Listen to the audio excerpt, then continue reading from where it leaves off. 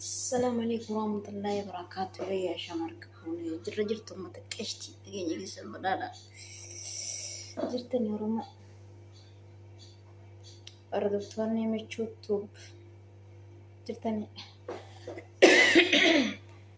أمتا كويس سبسكرايب قدا صداتنا قديمتو سنتوكا أكسي ما لدي سر في البيت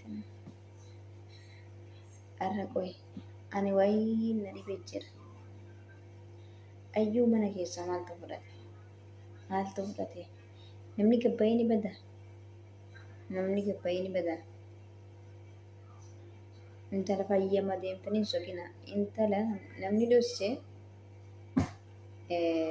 nama ukkaamse durii ukkaamse ta'ii wahii itti godhu laazim takka wahii itti godhanii takka ukkaamsaniitii kuchisiisan jechuudha. Amma namni zabana kana ziirii nama godhanii ukkaamsaniituma namaan deemutti hin jira. Ziirii nama godhanii nama akka namni sun badee nama san bira dhaqu akka namni badee nama san bira dhaqu akkasii ukkaamsu jira. Fakkeenyaaf yaman tana keessa yoo fudhattani nama waan tuqanii achi si faana deema. Amma ziiriin bilbilaanis namatti godhanii jechuudha. Bilbilaanis nama godhanii bakka ati barbaadde bakka abbaa isaan miila keetiin deemtee bira dhaqxa jechuudha. Miila keetiin deemtee bira dhaqxa jechuudha ni qorata. Miila keetiin deemtee bira dhaqxa. Gahee mucayyoo wayii yeroo tokko gurbaan jaalatee jechuudha. Namichi jaalatee isin ni didde bilbiluma isiitiin itti godhe ziirii bilbila isiitiin. Booda intalli dura isiin diddu sun jechuudha dura jettee karuma inni bahe hin baane. Booda ofii barbaaddee bakka inni jirutti itti dhaqxe jechuudha. Bakka inni jirutti isa sotte. Waan akkasiitu jira. Ayyuu yoo tana waan akkasii taate deebi'ee hiriyyaan Saayidoo tokko eenyuun maqaan isaa Moomtuub immoo Mo'aatuubiidha. Maqaa jijjiirana fakkaate dur haadha moom jedhee jijjiirate moo maam jedhee jijjiirate nama fakkaata yuutuubii isaa isa kan hicciitii jedhee jaartii isaatti waa himaa ture jechuudha. Sumayyaadhaatti isa san jechuudha. Namni rakkoo guddoo qabu isa san. Saayidoo irraa hanga gadoo bahutti hin dhiisuu jedhee jira. Gaafni osoo namni takka gabbaa'ee dubbatanii ayyuun durbummaa hin qabdu, ayyuun akkana baddee durbummaa hin qabdu jedhee Sumayyaatti himes bilbila isa jechuudha. As tura waa baay'ee odeessu ture akka qadabatiin baddee akka maaloon taate shira kana duuba isa jira. Namni wabii maaloo kan jedhu kun kijiba. Kan amma dubbii yoo xiinxallee taa'een ilaalu yoo shira biraallee dalagee isatu dalage gurbaan isatu dalage jechuudha. Gurbaan Saayidoo irra gaafuma arusni isaa borumo iftaan jedhaatiin Saayidoo irraa yoo angadoo tana hin baane na laaltanii jedhe viidiyoo waraabee ture jechuudha. Viidiyoo waraabee ture. Suuraa isaa asirra isinii maxxansa. Suuraa gurbaa sanii jechuudha.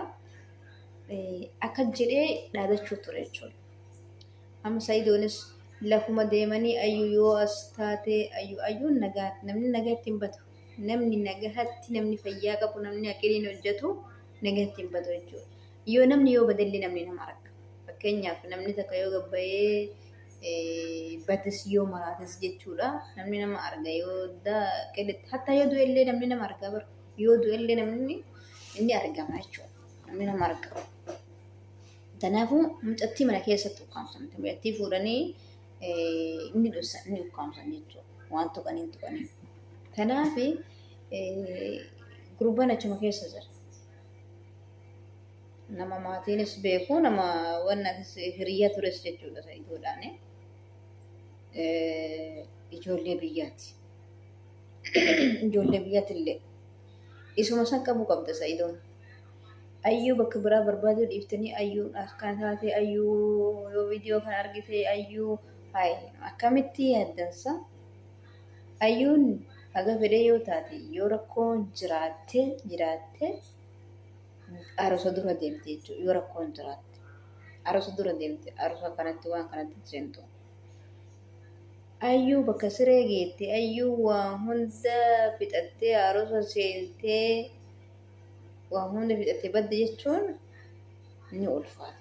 Ayyuu giddiitu qabee deeme.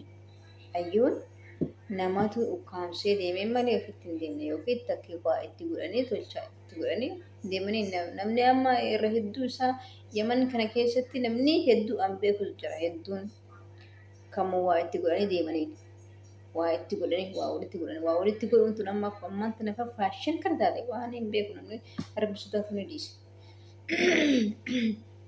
Namni rabbi sodaachuu hin dhiise.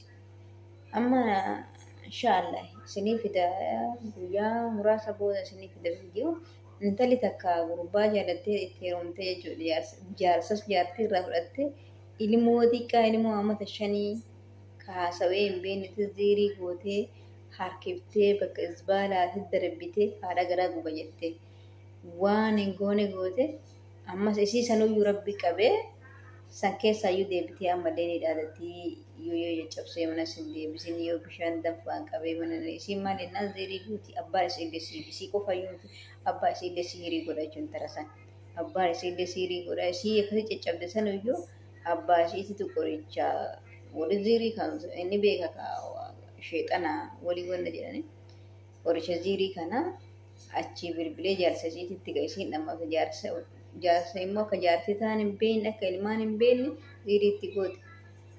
Gurbaan yoo isiin argee hin jenne beera arabaallee oduma yaabbata kana qabatee isiidha jedhee jaartii isiidha jedhee namni hundi wanni hundi hatta makiinaa illee isiin fakkaatti jedhe.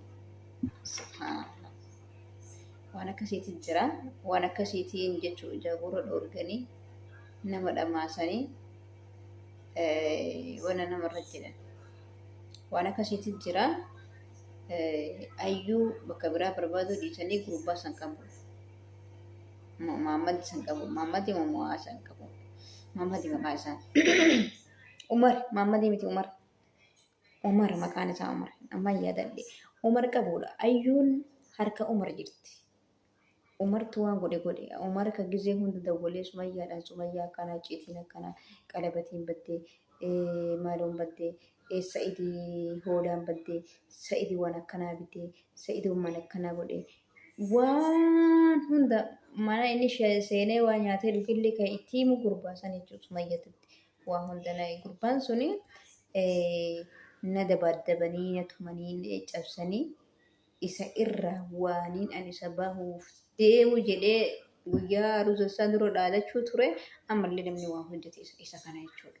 Isa kana yookiin Sumayyaa maa walii galanii hiriyoota isaatiin waliin isiitiin waliin waan godhan jechuudha.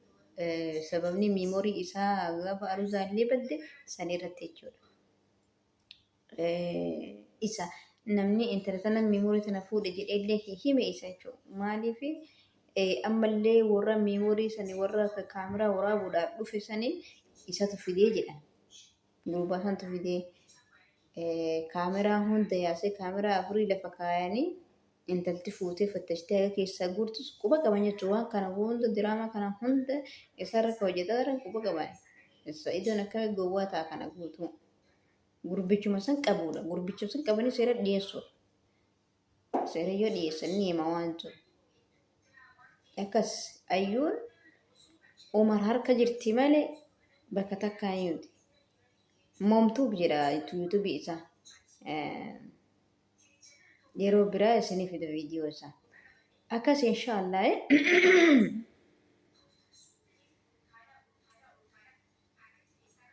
rabbi keerii haa godhu. Namni fayyaa qabu dhugatti ni badaa jedhamee hiyyata. Namni yoo fayyaa hin qabne illee namni alatti nama argaa. Bakka adda addaatiin nama arga. Hatta namni yoo dus namni arga. Itoophiyaa keessa namni akkamitti dhokatee dhabamu jechuudha. Akkasiin jedha inshaallah rabbi keerii haa godhu rabbi nagaa haanisii argamsiisu ifaajessa ijoollee rabbiin lafa hin balleessine ijjiti hirribaa fi sa'aatiin sa'a dheeraadha. Hirriba na qabu jira sa'a nama bariisa geettirti. Akka isiniin jedha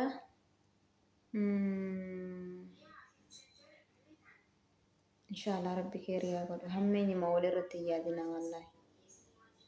Hammeenya Saayidoon immoo bilees mucaa xiqqaa isaanii wabii san hin tuqin.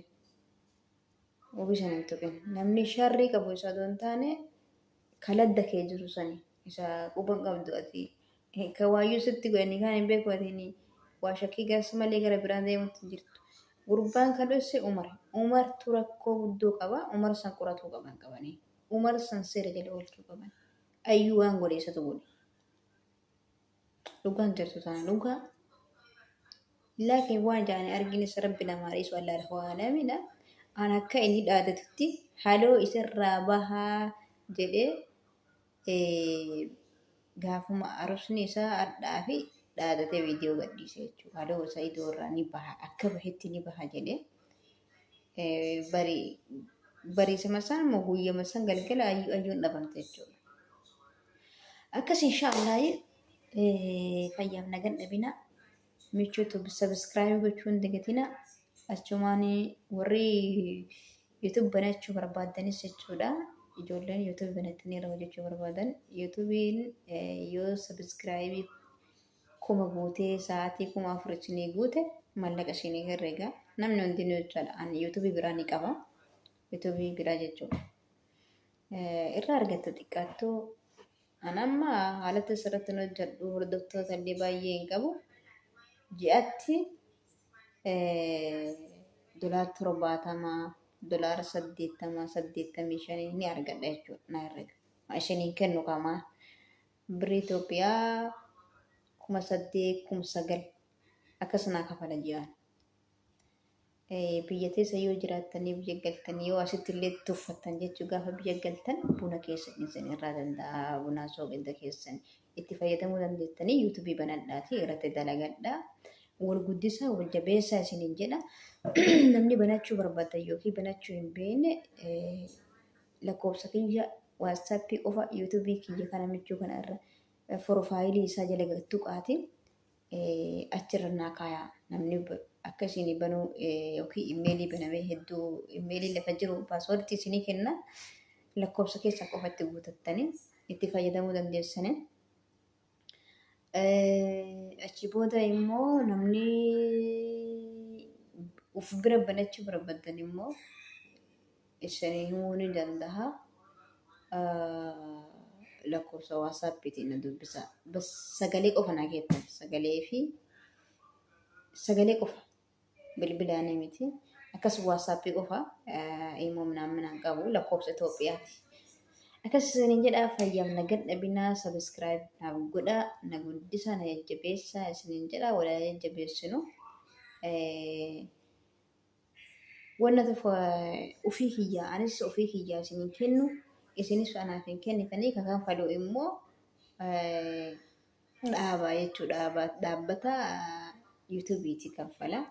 Nu walii ilaaluu qofa jechuudha. Viidiyoo walii ilaalle nu wal jajjabeessine. Akkasii namni hundinuu argatee hojjetee irraa argachuu danda'a isiniin jedha obboleeyyan tiyya. Assalaamu alaikum warahmatullaahi wabarakaatuhu. Inshallah viidiyoo biraatiin walitti dachaan.